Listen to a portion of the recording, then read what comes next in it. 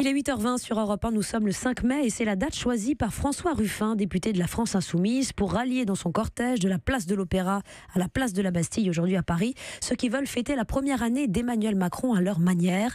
Bonjour Alexis Corbière. Bonjour. Vous êtes député de Seine-Saint-Denis, porte-parole de Jean-Luc Mélenchon. On va venir à cette fête dans un instant, mais j'aimerais vous entendre sur la situation à Air France, au lendemain de la démission de Jean-Marc Janaillac, qui part après avoir été désavoué sur le projet d'accord salarial. Alors non par les syndicats, mais par les salariés, puisqu'il a contourné les syndicats dans ce référendum. Vous approuvez cette forme de démocratie sociale d'un nouveau genre ? C'est intéressant. Pourquoi pas donner la parole aussi sur la réforme de la SNCF ou sur des choses comme ça. On serait peut-être surpris par le vote qui a lieu. On est dans une 5e République où on a voté il y a un an justement pour un président qui aujourd'hui, je trouve, utilise à plein cette méthode de monarchie présidentielle, dit à l'opposition, cause toujours tu m'intéresses, j'avance, etc. C'est un peu ce qui s'est passé à Air France. Les gens doivent comprendre, des richesses ont été produites. Les salariés disent, nous on aimerait aussi avoir augmentation de salaire. L'accord salarial proposé suffisait pas aux gens. Je parle pas là des gens qui pilotent les avions, sur les tarmacs, les gens qui sont pas bien payés.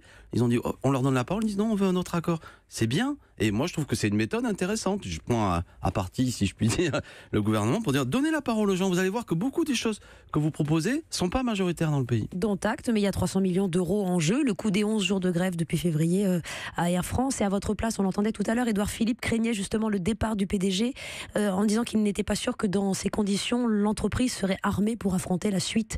Est-ce que vous appelez aussi aux responsabilités ce matin ? Bien sûr, ça s'appelle l'épouvantail à moineaux. Ouh là là, surtout, ne vous mettez pas en grève, braves gens, le chaos, etc. Il y a plein de gens intelligents qui peuvent diriger Air France.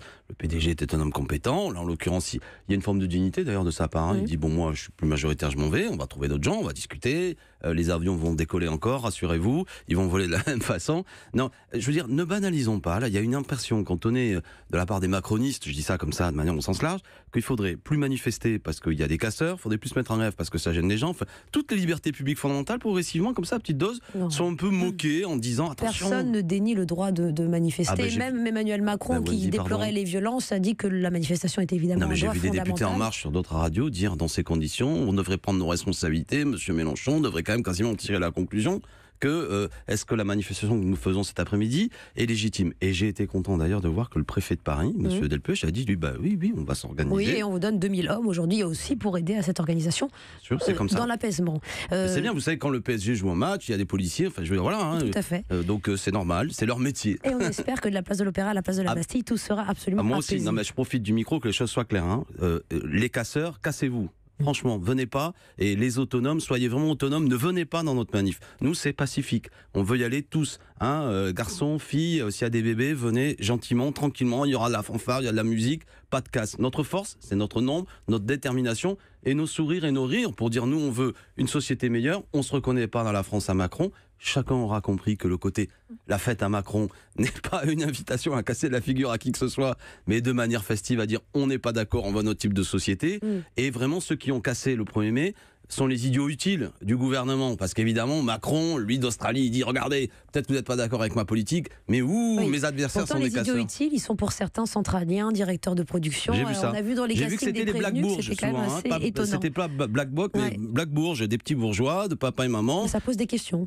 Oui, mais moi je me sens pas concerné justement par des gens qui se donnent le frisson en disant je vais changer la société en pétant la vitrine d'un magasin. C'est stupide. Et je le dis au micro, si des petits jeunes, les gars, vous rendez service au gouvernement qui nous diabolise. C'est pas ça qu'il faut faire. Alexis Corbière, vous êtes député La France Insoumise de Seine-Saint-Denis et je ne voulais pas vous reprendre tout à l'heure pour vous laisser la parole, mais vous avez dit la fête à Macron, le gouvernement à Macron, vous êtes professeur de lettres et d'histoire, comment vous pouvez, pardon, mais malmener ainsi la langue française? Je sais bien que c'est la coquetterie, que c'est l'humour aussi, mais pourquoi cette irrévérence systématique aussi, je veux dire, dans le langage? Et là, c'est la question que je pose, parce que je suis plein de défauts. Non, mais la fête à Macron. C'est pas vous qui l'avez baptisé ainsi. Non, mais c'est un côté festif, un petit peu taquin, ironique, avec ce vocabulaire un peu. Non, mais on pense à la fête à Neuneu. Voilà. Oui. Mais je veux dire, ça fait Non, mais après, le président de la République est la présidente de la République. Je vous assure que quand il m'arrive parfois la voir, je le vous vois, je le salue et en tant que fonction, il n'a pas d'irrévérence. Par contre, il y a effectivement, j'évoquais tout à l'heure un peu la manière dont nos institutions donnent les pleins pouvoirs à un homme. Bon, M. Macron n'est pas non plus un monarque dont on ne peut plus discuter des décisions. Et les députés En Marche doivent peut-être avoir plus de modestie dans leur rapport à l'exercice du pouvoir. Je rappelle quand même qu'il y a eu des taux d'abstention importants, que M. Macron a été élu au second tour, souvent en rejet de Mme Le Pen, et je ne crois pas qu'il y ait une adhésion majoritaire sur sa politique. Donc on voit qu'il y a un gouvernement qui veut agir, qui provoque, etc. Et dans le pays, ça passe pas. Après, est-ce qu'on manque de révérence et pardon, comment dirais-je, de respect au président de la République? À chacun d'en juger. Il a lu parfois un vocabulaire un peu quand même, hein, certains d'entre eux, les cheminots des privilégiés, il y a ceux qui réussissent et ceux qui sont rien. Si tu veux bosser, si tu veux un costard, t'as qu'à te mettre à bosser. Le président de la République aussi s'est parlé avec des mots rudes. Parole contre parole. Mais vous avez rappelé aussi Je dis que les choses soient claires. Même si ceux qui m'écoutent trouvent que mon vocabulaire est parfois un peu le critiquer, mais cet après-midi, notre protestation est pacifique, démocratique, républicaine. Et on doit pouvoir le faire. Et plus on sera nombreux, plus on pourra peut-être influencer les choses. C'est la seule méthode que je connais. Je rappelle un chiffre que donnait à l'instant Catherine Ney, vous précédent. 48% des Français ont une bonne opinion d'Emmanuel Macron, donc 52% en ont une mauvaise. Vous voyez que cette France est un peu coupée en deux. Il y a un sondage qui dit qu'il y en a qui veulent plus qu'il se représente. Il y a plus de la moitié. C'est un an après, donc évidemment. Oui, non, mais il y a des mêmes sondages qui disent qu'ils sont pas d'accord avec la politique d'Emmanuel Macron. Moi, je m'y perds dans les sondages. Par contre, je peux vous dire qu'en Seine-Saint-Denis, quand je me promène, les retraités qui me disent ma CSG a augmenté, je paye plus. Le gars qui a pas trouvé de boulot, etc. Il y a beaucoup de mécontentement que j'entends. Question Alexis Corbière sur un électron libre dans votre parti. Il s'appelle François Ruffin. C'est lui qui est à l'organisation de cette manifestation aujourd'hui. Son indemnité de député, il la verse au Parti communiste français. Ses interventions à l'Assemblée nationale, il les poste sur les réseaux sociaux. 13 millions de vues quand il parle de femmes de ménage. Il agace un petit peu, lit-on, en coulisses dans votre parti. C'est votre cas aussi? Non, ça c'est le thème, justement, c'est un thème, bon allez, vous allez dire que je suis piquant, mais journalistique, on va se diviser les gens entre eux et tout. Pourquoi il m'agacerait? François a énormément de talent. L'intervention qu'il fait, où il dénonce le 8 mars les femmes de ménage qui, dans un petit peu dans l'angle mort de chacun, sont là à faire un boulot formidable, c'est extraordinaire. Quand il rend hommage au club sportif avec son maillot, je trouve ça formidable. François, il fait partie de notre groupe France Insoumise. C'est ça, le député moderne?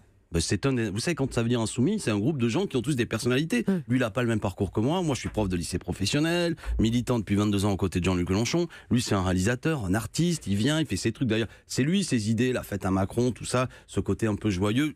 Tout ça est très bien, ça ne fait qu'enrichir. Et il y a une forme d'astuce aujourd'hui pour nous jeter un peu une pierre dans notre jardin, de dire oui mais en gros quand même, entre Corbière, Ruffin, Mélenchon, machin, je sais pas qui, ils s'entendent pas bien, il y a de la rivalité. La manifestation de cet après-midi a été discutée au sein du groupe parlementaire France Insoumise, nous avons discuté de la date, nous avons discuté de la méthode avec François Ruffin, tout se passe exactement comme nous avons prévu, ça va être un succès. Il me semble que Jean-Luc Mélenchon quand même a plus que sa place, il s'exprimera d'ailleurs à 16h au cours de la manifestation.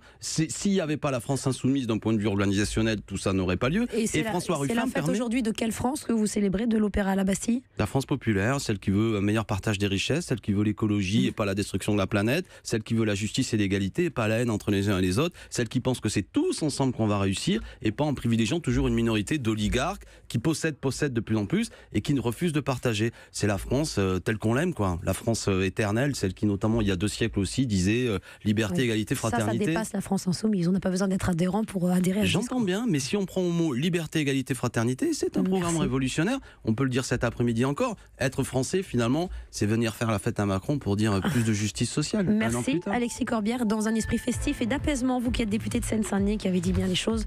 Cassez-vous au casseur ce matin sur Europe 1. Merci Alexis, 8h28.